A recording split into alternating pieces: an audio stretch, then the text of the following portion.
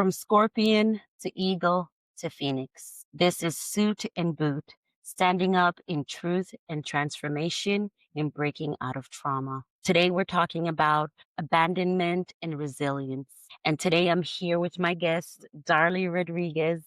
Darlee is a proud Haitian woman. She's a mother, she's a paralegal, and she also started a nonprofit called Stand Up for Us for foster care for other children in the foster care system. Darling, thank you for joining us today. It's a pleasure. Thank And you're a you. fellow Scorpio, Darling. Thank So it's you. a pleasure to have you. I'm not trying to deliberately only have Scorpios on my podcast, guys. It just so happened to, that's what's happening. Because we know the three stages of Scorpio, the eagle, the phoenix, Yes. and, the eagle, phoenix, and scorpion. So, Darlie, thank you for being here today, Darlie. And I'm just going to jump right into it. Tell us how you ended up into the foster care system. Yes. Well, thank you so much for having me, and I'm honored to be a guest on your podcast. So, I end up in the foster system was because my mother wanted a better life for me.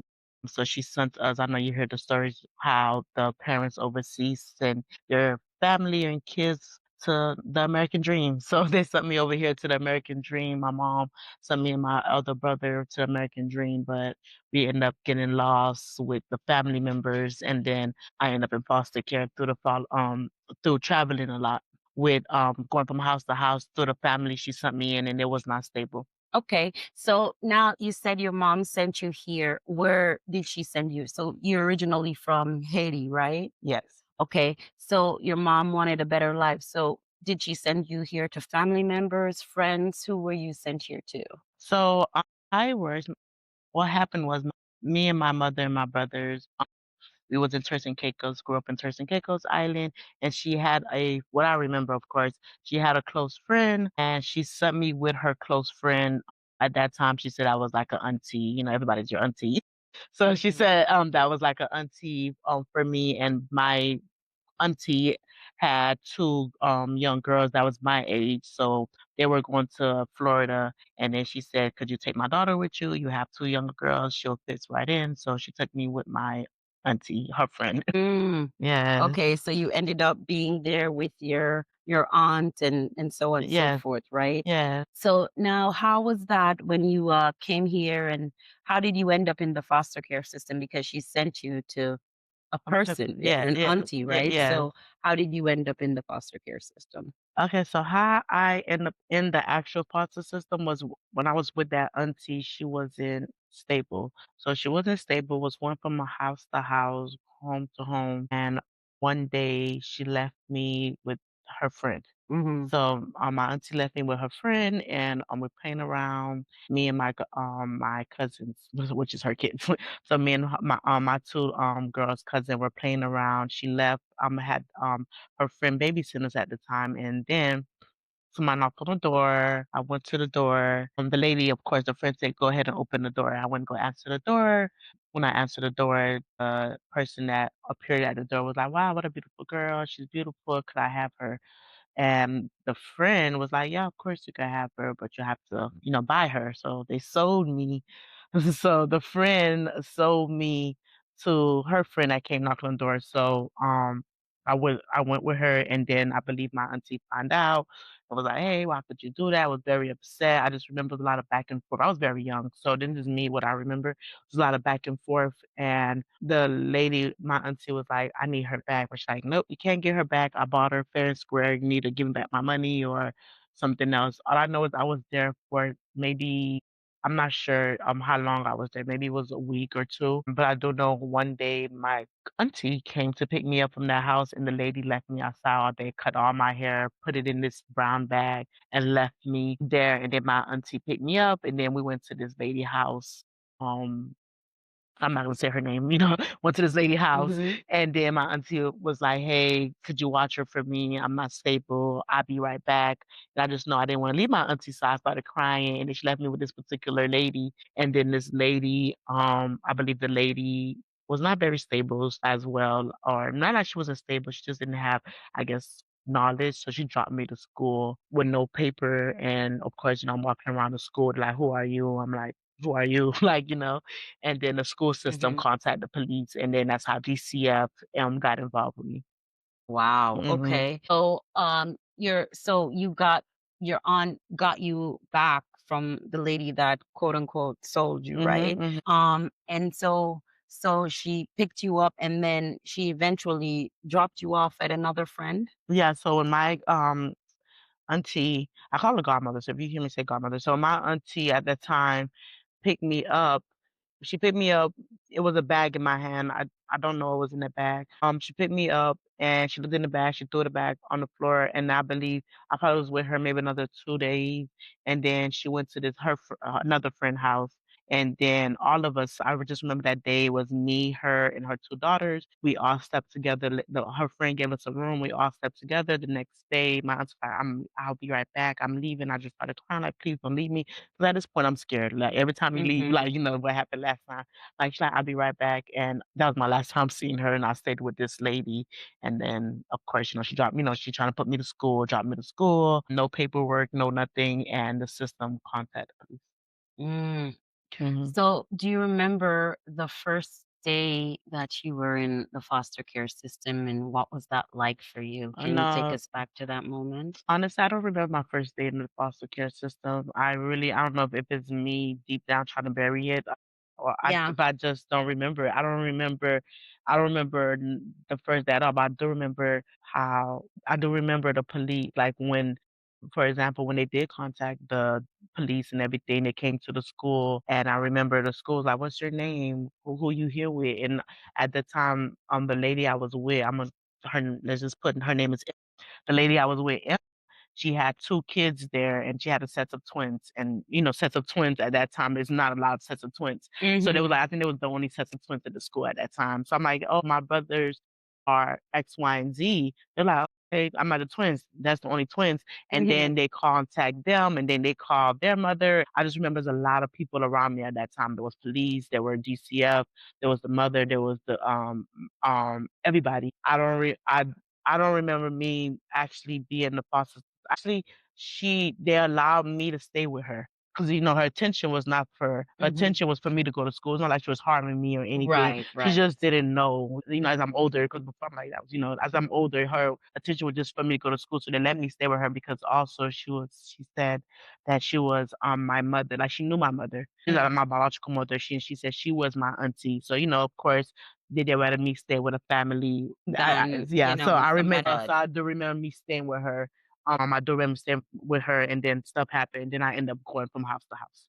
Okay. And then where was your mom in all of this back home, and where was your mom, in Haiti? So, she was in Turks and Caicos, so I'm Haitian. Just to get a backstory, so I don't know nothing about my background at all due to the fact I was in foster care. But my mom, originally, is from Turks and Caicos, so she was in Turks and Caicos Island. Mhm. And the reason I knew anything about my mother because the lady I was staying with, she knew my mother, so she kept Mhm. a contact with my mother. So everything was going on. She was interested in Caicos, but as I got older, I don't think they was letting her know what was really going on. She just like, Mhm. okay, my kid is in America, but she And didn't know that. I really don't even know when she knew that the lady she originally sent me to is not who I'm now with. So right, I'm right. not sure because even when I did talk to her recent, like now that I'm older, she was like, no, I thought you was okay. So Mm. yeah, So you weren't communicating with your mom directly. All um, these third parties were doing the yeah, yeah, of communication course. with mom Hmm. and you back in Turks and Caicos. So have you ever been back to Haiti, or have you ever been to Haiti that I you can never remember? Haley. I don't even know how my mother looks. Actually, I never met my mother in person, and I'm gonna take it back. I do know how she looks now because of WhatsApp. Because WhatsApp came out when WhatsApp recently came out. Now you could talk to people overseas, and then she sent me a picture. We were getting to know each other. But let's just say if she walked past me now, I won't know that's my mother Oh, because wow. I don't remember I don't know her. She didn't Mhm. raise me, and then she sent me photos, but I won't know that's her if she walked Yeah. past me. Oh, wow, Mhm. that's heavy. How does that even make you feel in terms of, reconnecting with mom now, and that? Now that I'm older, I'm okay. Mhm. Younger, I was horrible, like, I'm like, "So how did that make me?" It made me feel like, "I don't know you, you left me, you Mhm. abandoned me." So, I'm younger, I'm pissed at her, like, "You left Yeah. me," like, Yeah. So, but now I'm older, now that I understand her intention behind it, Mhm. I'm happy she did it, like, Yeah. 'cause, like, look where I'm at, I probably wouldn't be able to, but back then I was hard, I was really hard on her and myself. Mhm. And then maybe even low key, I don't think I fully forgive her, Mhm. but I know it was God's plan, Yeah. basically. Yeah, to Mhm. have you be here Mhm. and, just to get out of that system and everything like that. So now do you have any biological siblings, like brother, sister? Yes, like I said, I have an older brother. So my mother have, and that I know of, I have an older brother, and he's also in the foster system because she sent me and my older brother to America for a better life. So I mean, he's aged out of the foster system. We're older now. But me and him is close. Actually got closer after we aged out of the foster system. And when I say aged out, for people that don't know, age out when you back then, I'm not sure if they changed it, but when you're in the foster system, when you turn 18 on your birthday, you gotta get out of the foster system. So when you aged out, so we call it aged out. So me and my brother, we both was in the foster system and we both aged out. Okay. And so, is that when you reconnected with your brother, after you were turned 18? No, Reconnected? actually, how I got connected with my brother, and I'm not too clear on how that really happened because everything happened when I was really young. I was really like maybe 5, 6, or if not younger. So I'm not too sure of how we got connected, but I do know the lady, and she was in contact with my mother, my biological mother, Mhm. and by her being in contact with my biological mother, she knew who my brother to come to America. Okay. So long story short, and I don't know the full thing, so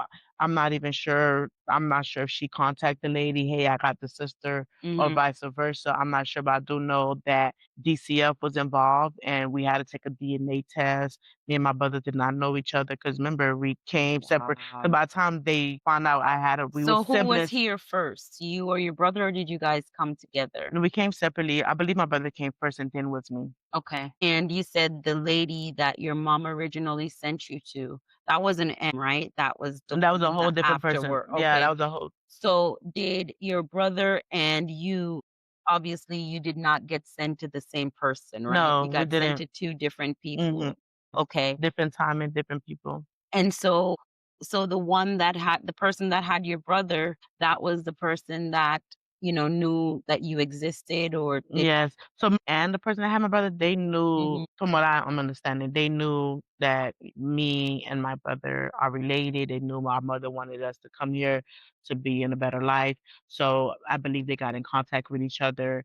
How DCF got in all of this, I don't know how DCF Mhm. got in with me and my brother, but I do remember um DCF was involved and they had it like we went to this building, we had to take DNA tests. And this is by this time I'm with maybe a couple of years. Mhm. So I'm very young when this happening to me. So my About brother how old were you when all of I this happened? maybe I mean I'm saying since maybe this is before DCF, like maybe this was like under 5. And this Mhm. is me speeding the process. Like I didn't go straight to school when I went to Marie. Like I Okay. was like home. I guess, and I don't know. I don't know. Maybe she didn't know or she was trying to figure out what to do with me. I didn't go to school. I was at home Mhm. before I went straight to school. So by the time I finally did, they told me about a brother. I'm like, who are you? And he's like, who are you? So we were strangers to each other. So Mhm. they did a DNA test. We was related. They had to send people by day. I'm talking about like the government and DCF, Department of Children had to send somebody over to Turks and Caicos to go get my birth certificate and Mhm. everything, and also to my mother rights were taken from her, so she had to sign some paper. I just remember us always in the courthouse and with visitation, we used to visit each other in this building, but he would play way over there, I'm playing way over there because we didn't know each other. Right, So, right. but, to answer that, me and my brother knew each other in the foster system, but we got close out of the foster system. So Mhm. when I and not even out, when I had my son, that's when me and him got really close to each other, and, we started getting to know each other, but we Mhm. were strangers to each other. Yeah, Mhm. yeah. And so let me ask you, so at what age you entered the foster system? We would say like about 3, 4. So So when I say enter the foster system, I probably would say maybe like 6, Okay. or 5, maybe 5, 6. Because before that, I was in, but I was with I was with this lady, and, I was with her for a point in time before she Hmm. sent me to school. Right. So when I actually got foster system is when the police got involved. Okay. But, So my story started once before. M sent you to school, Mm, that's when DCF got they got involved, involved, yes. Department of Children Yeah, really got yes, that's involved, when they got involved. and you didn't have documentation at Nothing, that time, yes. so they got involved and they put you into the foster care system. Yes, the school and the DCF put me in the foster Mhm. system, but before that, when I went to when I was telling you I was going to house, that wasn't even DCF involvement yet. Mm. DCF didn't get involved until I actually went to school, and the school contacted the police. So, Oh, yeah, okay. I see. yeah, before that, even before I went to school, and this is like I'm telling you the fast version, I didn't go to Yeah. school right away. I Right, was with right. her, like, and then she sent me to school. Mhm, mhm. So what do you know of your dad? I don't know nothing of him. The only thing I probably know is from talking to my mother over the phone, Mhm. and then she said that he's down here, he's American, he's in Jacksonville. Oh, really? Yeah, Okay. but she gave me his number once, and then I Mhm. called him. I called him, like, "Hey, this is Darlee." And I remember I was in another foster home that time. I was in a foster home in Miami Garden. I remember calling him because I called him on my birthday. Mm. And he like, "Hey, Darlee, this is that." That was my first and last time talking to him. Oh, really? Yeah, and then when I don't even know what I told him because again, I was young. Like, Mhm. so a lot of stuff is like blank for me because I was young and or I'm trying to bury it purposely. Mhm. Mm, And we tend to bury a lot of things mhm, that are negative. mm, I've had Dr. Gianni, a licensed medical health counselor, mm, on the show, and she was elaborating on how a lot of times we bury the negative things. We just kind of zone them out because they're not good facts for us, so yeah, that we can survive. So it sounds like you were basically in survival mode yeah. all throughout. So tell us about what you can remember about your time in foster care. How was that for you? So when I was with and I called her foster care too when DCF got involved because and the reason I call foster care too because every month, every week, or every chance they have, somebody was always coming to my house because I had a case manager to Mhm. check in on me. I had a guide of light to check on me. I had a therapist to check on me. We had everybody to check on us and in the foster system. So and she was a Haitian background. With her having people coming to her door that actually upset had got her very upset that she was always in the courthouse, always people always knocking on her door, people always checking in, and that with that being upsetting her, she started mistreating me.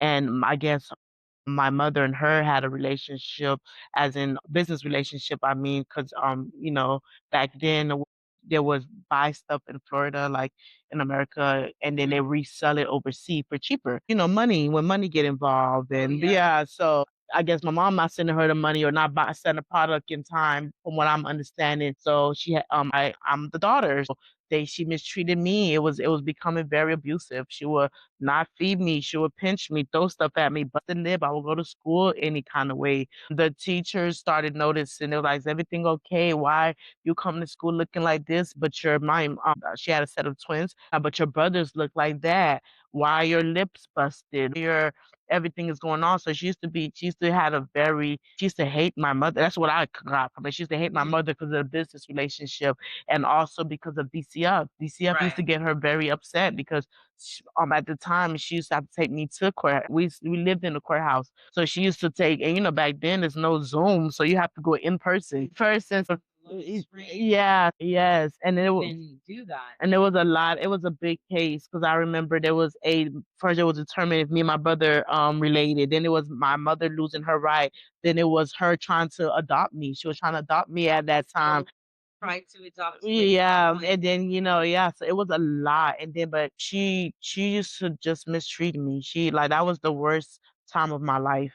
Um, I became very shy. I became suicidal. I became less confident in myself. I became insecure. But with school, I lost myself in school. What I mean by that is the only way I'm away from her is if I'm in school. So I used to always make sure like I'm doing projects, doing stuff. So I found my love. Stay extra at I school do just to be everything in away from. school. I make sure my grades good, but believe it or not, that became a problem because my grades and everything used to always be great. And then if her kids have a bad grade, she used to get mad at me. Oh, you're trying to be up, you're trying to show off. You know, she's saying it in Korea, you're trying to show off, you think you're better than my kids. Or then let's just say if I'm relaxing at home or if I'm not doing nothing, but I had to clean. I always have to clean, cook. If I'm not doing that, she would say, what you think your mom brought you here for? You're not supposed to just relax. And again, because of her, also her culture, women are supposed to do everything, you know.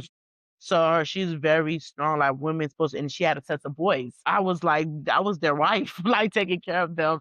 So, and then she had a resentment towards my mother. Then she had the whole thing with DCF could come into our house, and at that back then DCF would come unannounced sometimes. So you know me, like I understand, like you know what's going on. And then when DCF do come, if you know me back in the days, I looked crazy raggedy. You would like a hair. No, I mean hair not done, clothes. I look crazy. Like Very beautiful, thank very you. well put together. Yes, but no, back and then I looked like I was like I looked at like I was going through something, but when DCF come, if she know she's coming, she would change my clothes. You look presentable She'll so tell me that to grab one of her shoes, put a chain on my neck. I'll have as soon as literally as soon as they close the door, take everything off. oh So wow. so yes. How did that make you feel?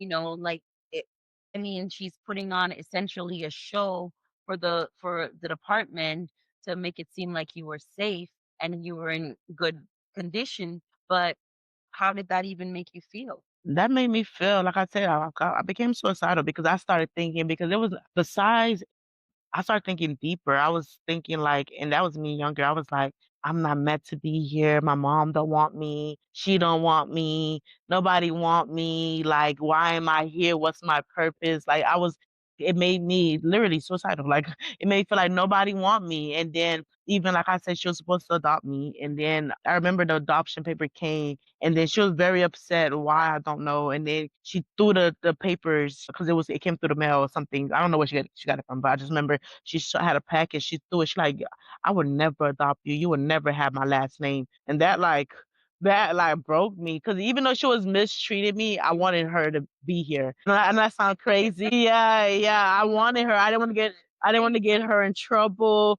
I didn't want nothing to happen to her. I wanted her to see me. Like I love her, even though she mistreated me.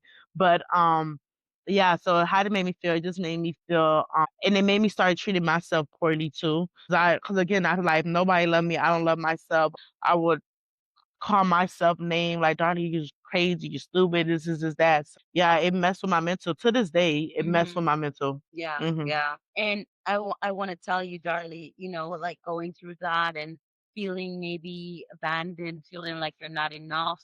This is why I created this space for people like you and myself. We have different stories, similar but Yeah, of different. course. We have uh areas of abandonment. Mm, I grew up with my parents, but I still felt abandoned. They were in the same household with me, and I yeah, still felt abandoned, right? And it's so interesting or how we overcome in different ways and yes, how we try to find survival mode. Like yes. me dressed up in my clothes and I internalized it. Mm, I waited until I could get out of the system. And I think that you did similar coping mechanisms, right? mm. Because you definitely went on to go to college. So tell us how you were able to break out of that emotional turmoil. Because I've had a sense of where I was suicidal.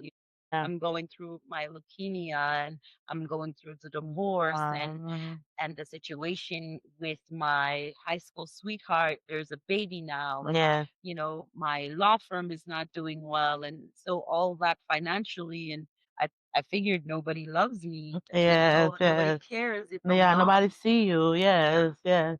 So I definitely do understand. So how were you able to pull yourself out of that emotional rut, and to kind of pull yourself to go to college? Tell us how you were able to do that. I did that because, like I said, and then from just to kind of backtrack a bit, from of course after the abuse and everything, back like so much abuse, I had a case manager that was assigned to me, and she poured so much love into me. Like I was scared of her. Like I know 'cause I'm not used to it. Like I'm not. Yeah, I'm like, what's like what's the like what yeah, like what is your goal here? Yeah. And so I was like, and I was so like, I was so mean to her. Like I was so not mean, but I would not talk to her. I was so like, yeah, but she was the most out of at that time was the person that actually cared. Like, Darlie, I know something's going on, or Darlie, she'll come at my school, come pick me up, bring me lunch. She was just like she would like she was pulling it out of me, and then but back then, I'm not sure if it changed. A case manager can put stuff in your head like, "Are you getting abused? If this is happening, I have to open up and say it on my own term." And then, eventually, it was getting so bad. Like the abuse was getting so bad when she used to beat me. It was numb. Like I would say stuff. I'd be like, "Oh, I know I'm dumb. I know I'm like I'm saying everything she's telling me say to me. I'm saying it. So while she's beating me, I'm saying it out loud. She's like, be quiet. And I'll be like, I know it. To the point I won't cry no more. She'll get different things to beat me because I got numb to it. Yeah. And then one day she just like abused me so hard. Like I was just over it, and I picked up the phone and I called my case because I was assigned a case manager, and I called her and I just cried and I was like, and I just told her everything. She like, baby, I knew already. She was like, I already know. She's like, I'm on my way. And then she's like, we have to call her. I'm like, oh, I said, I don't want to get her in trouble. In the midst of that, I'm still thinking of her. I don't want to get her in trouble. That's when she was like, we have to tell her we're taking you. And then she called her, and then she's like, okay, problem. And then and I left, and then from that, I started going from foster care to foster care to foster care.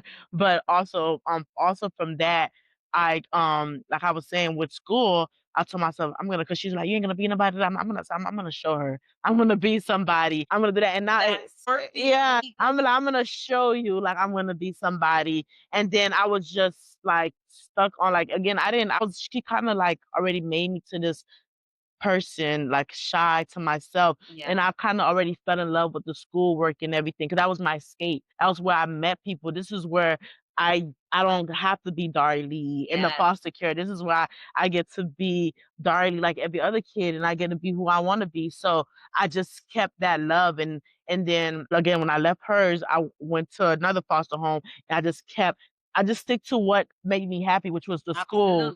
And it didn't, yeah. Your survival mood was you're focusing on education. Yeah. What you could control. Exactly. That's what I was able that was the only thing I could control. This is the only thing that I did, and I was able to do it. And also in the mind me doing it, I'm like, I'm gonna show her. Like I wanna prove that whatever you think that I was not mad. Like she said, your mom didn't send you here to have a good life. She sent you here to work. I'm gonna show her like I'm going to have a good life and work and do it, Oh yeah, and so don't have to be in this box that they want to create for you, right? Do your own thing and break out of your own box. Because even for me as a child, left-handed, they used to call that the devil hand, all these things, take the pen out of this hand and put it in another hand and beating me. And, when I was younger, I was a cute little girl, and they never thought I would come out to anything. They thought I was just gonna be another pretty girl with, washing, cooking, cleaning. I would find a nice husband. Yes. And so I have 5 degrees now. Because I'm like, look, I'm gonna show you. I'm gonna prove you wrong. I'm gonna prove you wrong. It's like the same. Yeah, that's the same thing. Yeah. Yes, that's the same thing. And I'm gonna be honest, sometimes back in my head, I feel like I'm not smart enough, or I'm not able to do it, or I don't have that push. Then girl, yeah, and then look at what you've accomplished. Yeah. Come, right? Yes, thank you. I'm going on to you have a son now, right? Yes. How old is he? 7, my baby, my world. How are you handling your son, and how are you treating him differently than you were raised by because essentially is the only parental figure for the longest time that you had. Yeah. You loved her, and you thought you didn't want to get her in trouble, but at the same time that how she was treating you was What not the way is that wrong? a parental figure should Mhm. treat you, Mhm. whether or not Yes. it's biology. Yeah, I'm sorry, but you can't reach your back, like no, and that's scary. I was doing that to him yesterday. He like, mommy, move. Like he do not want to be see him naked now. I'm like Right. 27, even when he's about to go to sleep. I'm like, let me lay down with you just for a little bit, just so you can make sure.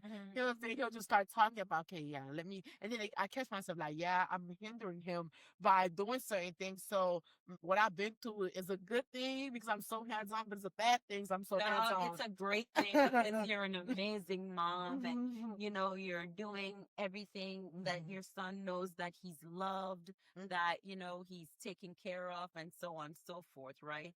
So at the end of the day, we definitely know that that's love and respect, and you're giving him everything that he needs to have. So yeah, I mean, you're being a great mom, you're doing the extra. So I think it's pretty amazing, you're making sure that your son doesn't experience the same abandonment, the same negativity, that, you want him to know that you love him and you care for him. So tell us about dad. Where's dad in the picture? And when I say dad, I mean your son's dad. My spouse. Yes. So he's in the picture. I actually married my childhood sweetheart. Me too. Again, we have that in common again, Yes. right? We have a lot of things in common. So I married my childhood sweetheart, and when I got my childhood sweetheart, he was there, or he seen outside looking in when I was living with him, and he seen that. And when we kept in that's why I said I kept in contact, because his sister was my best friend. So we just kept in contact, moving from house to house. We always kept in contact. But he's in the picture. He actually was incarcerated for quite some time, but he's here. So you said he was incarcerated. So how long? So he was gone maybe for about 5 years. Yeah, about 5.5 Oh, years. wow. And that's right when we had our son. My son probably just turned 1, just learning how to walk, and then he got into some troubles. I mean, life, Yes, sometimes. And sometimes when we were raised a certain way, we didn't have proper parental guidance, Mhm. like we get into stuff that's not the best for us. And that's why it's so amazing what you were able to do, being in the foster care system and everything. You started a charity for other foster care kids or whatever, Stand For Us. Tell us about why you started Stand For Us. Perfect. So I started a nonprofit called Stand For Us. The main reason for Stand For Us is just so I could own my own story. So I could have control of what I could do and help other kids that's been in my position, for the kids that's not seen, for the voice that's not heard, for the kids that need guidance. So Stand For Us is basically like a home where there's love, and there's a network of people that been through the same thing, that overcame it. Yeah. Stand For Us is just, and it's just a way that I just inform my fellow foster sisters and brothers, that we have a lot of resources, we have a lot of opportunities that we could take advantage of. So Stand For Us is very something that's just something personal for me, that I just do just to educate people that was in my shoes, what opportunities that's out there for them. That's beautiful, Darlie. That is so Mhm. amazing. And can you tell us what are some of the things Stand For Us has done and how they've helped other foster kids and everything like that?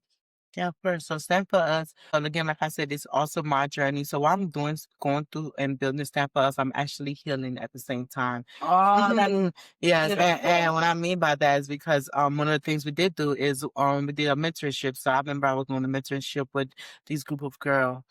This one particular girl was sharing her story with me, and I just started crying. And at that time, I started crying. I finished my partnership, but I slowed down my partnership. And the reason why I slowed down my partnership, because I realized I wasn't completely healed from a lot of traumas that I went through. So that's why I say Stand For Us is like something that I'm also kind of going through, working through. Um I'm sorry, I probably misunderstood your question. Did you ask, what was the question? Oh no, I probably misunderstood. beautifully, like you know, you're So yeah, I'm creating. sorry. What some of the things we did do. So one of my main thing I do, my main mission with that for us is basically to recreate like the holidays, be present for the holidays. So during the holidays, I contact different foster home or group homes like Thanksgiving, Times Day, birthdays, duration, and I make it a special time for the foster kids to be seen. I did a spring cleaning maybe a year or two ago. So basically, yeah, I have flyers everywhere. If you get rid of all your old clothes and shoes, donate them. And then we went through all of them, washed them, fold them, and then instead of just giving it to the foster kids, because in foster care, you're moving from home to home and things getting stolen, or you don't have no good quality stuff or anything. So instead of just giving the clothes to them, I was like, let's make it fun. Let's do it in a fashion show. And let's also do a talent show. So I came for probably like a week or maybe like 2 weeks spinning, going through the clothes, doing the talent show with them and doing the walkway with them. And then I sponsored everything, the food, everything. And say that for Thanksgiving, I look for group homes and foster homes, and I sponsored Thanksgiving dinner for Christmas, for Valentine's Day for the young girls. I make like little packages just so they don't, because you would get so lost in foster care. You'll find love in the wrong places. So I try like to provide that love for them. And yeah. That is beautiful. And you said, and what you just said, in the foster care system, they'll find love in the wrong places. Mhm. And it's great that they have someone that has been through it like you, that can help with resources and so on. So if someone out there that's listening wants to help with anything for Stand For Us, how can they do that? You could reach out. You could help by volunteering. You could help by sponsoring and not provide more information on Instagram. Okay. And can you tell the folks out there what your Instagram is and how they can reach out to you if they wanted to help with Stand For Us and do anything? They wanted to donate some clothing and, another fashion show or anything, any help that they can do with this beautiful, wonderful organization that you've created here. Yes, you could post on the Instagram, Stand For Us Corp, and you'll see everything we've done so far. And if you want to reach out, DM us, contact us. I do need to be more proactive on social media. Me too. So everything is probably outdated, but we do stuff. But I just got to get more active on social media. But you can reach out on social media on Stand For Us Corp. Thank you so much, Darlee. It is so beautiful. I am so proud of you. I'm so proud of us. We're turning pain into purpose. And that is exactly what SUITT BOOT is about. You put everything back into your education. I put it in my clothing and, the internal thing along with the education. So I thank you for being here and standing up in truth and transformation. And we're here to break out of trauma. And we all have different coping mechanisms, and we all have different ways that we, help each other and help ourselves. And thank you, Darlee Rodriguez, for being here with us. And thank you for creating Stand For Us. My name is Tshai Wright. And this is SUITT BOOT, from Scorpion to Eagle to Phoenix, standing up in truth and transformation and breaking out of trauma. Thank you for joining me. Until next time. Thank you. Bye.